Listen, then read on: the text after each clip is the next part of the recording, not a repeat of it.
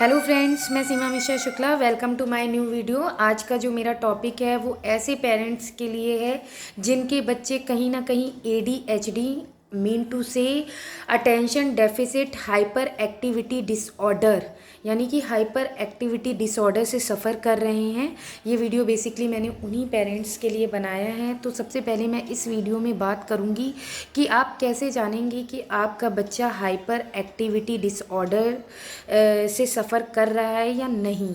तो इसके कुछ सिम्टम्स होते हैं जिससे हमें ये पता चलता है कि हमारे बच्चे में हाइपर एक्टिविटी वाली प्रॉब्लम है या नहीं है, ऐसा कोई डिसऑर्डर है या नहीं है। तो सबसे पहली बात, जो इस टाइप के बच्चे होते हैं फ्रेंड्स, वो एक जगह पे बैठ नहीं सकते। मतलब उनको बैठने में दिक्कत होती है, स्पेशली जहाँ पे शांति है और जहाँ पे मतलब बहुत ही शांति से सारी चीज़ें हो रही हैं, वहाँ पे वो नहीं बैठ सकते हैं और चीज़ों को याद नहीं रख पाते हैं। वो भूल जाते हैं उनको क्या काम करना है, क्या काम नहीं करना है। अपना आपा खो देते हैं। पता चला हाइपर हो रही है तो बहुत ज़्यादा हाइपर हो रही है, जिसमें वो अपना आपा खो देते हैं। और मतलब पूरे टाइम कुछ वियर्ड सी एक्टिविटी करना, लाइक पता चला भाग रहे हैं और पता चला किसी को भी धक्का दे दे रहे हैं। इस टाइप की थोड़ी सी वियर्ड सी एक्टिविटी उनके अंदर आती हैं। और एक एक जो कॉमन सी प्रॉब्लम जो देखी जाती है हाइपर एक्टिव बच्चों में, वो ये होती है कि वो या तो बहुत ज़्यादा बोलते हैं या तो बिल्कुल नहीं बोलते हैं।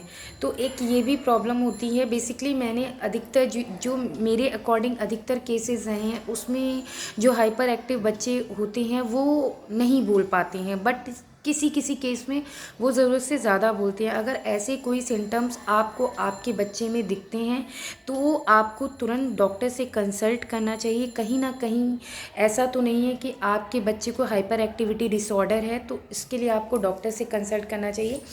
बट अगर आपको पता चल जाता है या ऐसी चीज़ डायग्नोज हो जाती है तो इसके ट्रीटमेंट चलते हैं, काउंसलिंग चलती हैं और प्रॉपर इसके सेशंस लगाए जाते हैं ऐसे बच्चों के लिए। तो लेकिन मैं घर पे भी आपको बताती हूँ कि अगर ऐसा किसी पेरेंट्स के साथ है, उसके बच्चे को हाइपर एक्टिविटी डिसऑर्डर है, तो उसको क्या करना चाहिए। सबसे पहली बात, ऐसे बच्चों के लिए पेरेंट्स को एक टाइम टेबल सेट कर देना चाहिए। टाइम टेबल सेट का मतलब क्या है, इस टाइप के बच्चों के लिए एक प्रॉपर मैनेजमेंट की बहुत ज़रूरत होती है। उसमें आप उसका टाइम सेट कर दीजिए कि इसको इस टाइम सोना है, इस टाइम खाना है, इतना टाइम बाहर घूमना है, इतना टाइम टीवी देखना है, इतना टाइम हमको इंटरेक्ट करना है। इस तरीके से हम लोग इस टाइप के बच्चों को डील कर सकते हैं। सेकंड चीज़ जो होती है, बच्चों के फ्रेंड्स को घर पे बुलाइए। इस टाइप के जो बच्चे हैं उनको, जो आसपास आपके बच्चे के फ्रेंड्स हैं या जो भी हैं, उनको घर पे बुलाइए और एक ऐसा एनवायरनमेंट सेट करिए जहाँ पे आपका बच्चा उनसे इंटरेक्ट हो रहा है, खेल रहा है, कूद रहा है उनके संग। मतलब हर तरीके की एक्टिविटीज़ को शामिल करिए उस इंटरेक्शन में जब आप बच्चों को बुलाते हैं। लेकिन आपको इस चीज़ का बहुत ध्यान रखने की ज़रूरत है कि ऐसे टाइम पे आपका बच्चा आपा ना खोए, क्योंकि वो फिर किसी दूसरे बच्चे को हार्म कर सकता है। थर्ड चीज़ जो मैं आपको बताना चाहती हूँ कि प्रॉपर नींद दें इस टाइप के बच्चों को। क्या होता है, जब जो बच्चे ज़्यादा हाइपर एक्टिव होते हैं उनको नींद की प्रॉब्लम हो जाती है। तो आप कोशिश करिए आपका बच्चा ज़्यादा से ज़्यादा नींद ले। ज़्यादा से ज़्यादा अगर उसका माइंड रिलैक्स रहेगा तो कहीं ना कहीं वो उसके लिए बेनिफिशियल होगा। उसकी डाइट का बहुत ध्यान रखने की ज़रूरत है। जो हाइपर एक्टिव बच्चे होते हैं उन उन उन बच्चों में शुगर की मात्रा को कम रखना चाहिए, क्योंकि शुगर जो होता है वो एक ऐसा सोर्स है जो कहीं ना कहीं इस डिसऑर्डर को इंक्रीज़ करता है। तो हमको इस चीज़ का बहुत ध्यान रखना है। अगर हम अपने बच्चे को दूध दे रहे हैं तो उसमें शुगर बहुत लाइट सा यूज़ करें, या तो मैं तो ये कहूँगी कि मत यूज़ करिए। बट अगर आपको लगता है आपका बच्चा नहीं पी रहा है तो आप कम से कम शुगर यूज़ करिए। तो मेरे कहने का मतलब ये है कि आपको जो बच्चे हैं, हाइपर एक्टिव बच्चे हैं, उनकी डाइट का बहुत ध्यान रखने की ज़रूरत होती है। उनके लिए नए नए गेम सेटअप करिए, उनके लिए नए नए गेम सेटअप करिए। कभी आपने उनके लिए उनको अदर एक्टिविटीज़ में डालिए, जैसे आपने उनको जॉगिंग के लिए डाल दिया, स्विमिंग के लिए डाल दिया, डांसिंग में डाल दिया या किसी अदर एक्टिविटी में डाल दिया। तो उसमें बस आपको हर जगह पे अपने बच्चे पे निगरानी रखनी है, बट इन सब के साथ साथ उसको उसको ऐसी अदर एक्टिविटीज़ भी देनी है ताकि वो उसमें इन्वॉल्व हो और उसका माइंड थोड़ा काम रहे। और लास्ट में ये कहूँगी कि ऐसे बच्चों को पार्क लेके जाइए, उसको वहाँ चीज़ें बताइए, देखो बच्चे खेल रहे हैं, और उसको नई नई चीज़ें बताइए, ये फूल हैं, ये पौधे हैं, और हमको ऐसे पार्क में हमको ऐसे रनिंग करनी चाहिए, ऐसे वॉकिंग करनी चाहिए। उसको एक एक मैनर्स से रिलेटेड जो भी हम चीज़ें उसको बता सकते हैं, हमको वो उसको समझानी चाहिए। और सबसे अहम चीज़ क्या है, जो हाइपर एक्टिव बच्चे होते हैं, नो डाउट आप लोग उनकी काउंसलिंग करा सकती हैं, डॉक्टर को दिखा सकते हैं। जो फर्स्ट ट्रीटमेंट होता है वो आपको ऐसे बच्चों को स्वयं देना है।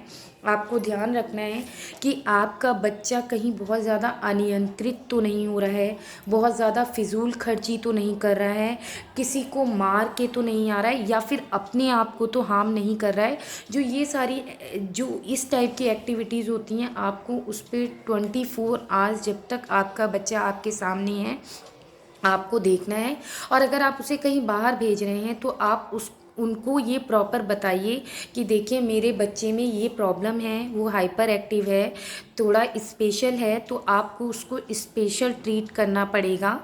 और ऐसे बच्चों को अगर आप टाइम टू टाइम, पहले तो जो सेल्फ काउंसलिंग होती है वो सबसे ज़्यादा हेल्पफुल होती है ऐसे बच्चों के लिए। लेकिन अगर आपको लगता है कि हम लोग बिज़ी हैं, या हम लोग अपने बच्चे को उतना टाइम नहीं दे पा रहे हैं, हम लोग वर्किंग हैं, फिर भी मैं कहूँगी आप लोग कितना भी वर्किंग है लेकिन अपने बच्चे को इतना टाइम दीजिए। लेकिन उसके बाद भी आप उसके लिए काउंसलिंग प्रोवाइड कराइए, उसको टाइम टू टाइम ले जाइए, सेशंस कराइए जहाँ पे बच्चे का माइंड को स्टेबल रखा जाता है। क्योंकि जो भी इस टाइप के डिसऑर्डर होते हैं, ये सब ऑटिस्टिक डिसऑर्डर या हाइपर एक्टिव डिसऑर्डर, ये सब न्यूरो से रिलेटेड होते हैं।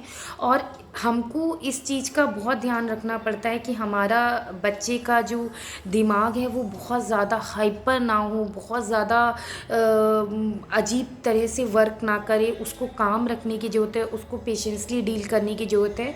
तो ये सब चीज़ें हमको सेल्फ ही अपने बच्चे को प्रोवाइड करानी होती हैं। तो लास्ट में मैं आपसे यही कहना चाहूँगी, अगर आपको लगता है कि आपका बच्चा हाइपर एक्टिव है, मीन टू से ADHD है, मतलब इस टाइप के बच्चे, उनको attention deficit hyper activity disorder है, मतलब वो उस टाइप के बच्चों को हमको बहुत पेशेंसली और प्यार से डील करना होता है। ऐसे बच्चों से हम गुस्सा होकर बात नहीं कर सकते।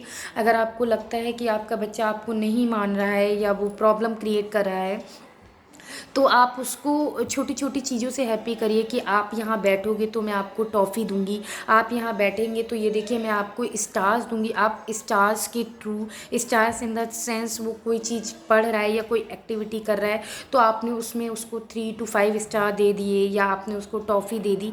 ऐसा एक एनवायरनमेंट बनाइए जिसमें बच्चा आपके संग कंफर्टेबल हो और आपके संग एंजॉय करे। तो मैं लास्ट में बस आप लोगों से यही कहना चाहूँगी कि प्रॉब्लम्स सबके साथ आती हैं, ऐसी कोई बहुत बड़ी डील नहीं है। ठीक है, भगवान ने जिसको जैसा बनाया है हमको उसको वैसा ही स्वीकार करना पड़ता है।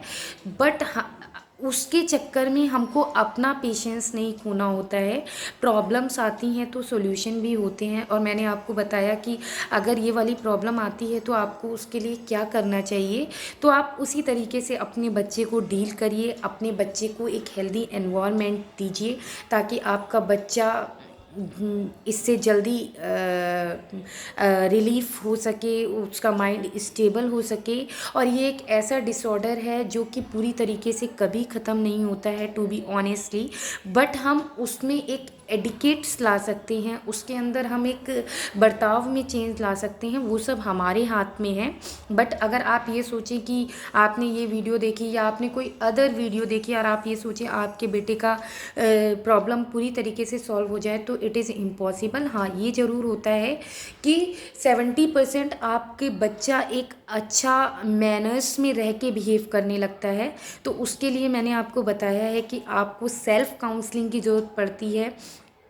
अपने आप को पहले आपको समझना है कि आपको अपने बच्चे को कैसे डील करना, उसके बाद आपको अपने बच्चे को उस तरीके से डील करना है। और अगर आपको लगता है कि आपके पास टाइम नहीं है तो टाइम टू टाइम अपने बच्चे के सेशंस कराने हैं, उसकी काउंसलिंग करानी है, तो इससे उसके बिहेवियर में फ़र्क पड़ता है। तो लास्ट में मैं बस यही कहना चाहूँगी कि हैप्पी रहिए, हेल्दी रहिए, ध्यान रखिए। लाइफ बहुत छोटी है, इसको एंजॉय करिए। प्रॉब्लम्स हैं तो उसका सॉल्यूशन भी है। लास्ट में बस इतना ही। और मेरी वीडियो पसंद आई है तो प्लीज़ मेरे चैनल को सब्सक्राइब करिए, बेल आइकन पे क्लिक करिए ताकि आपको मेरी नई वीडियो मिल सके। Thank you.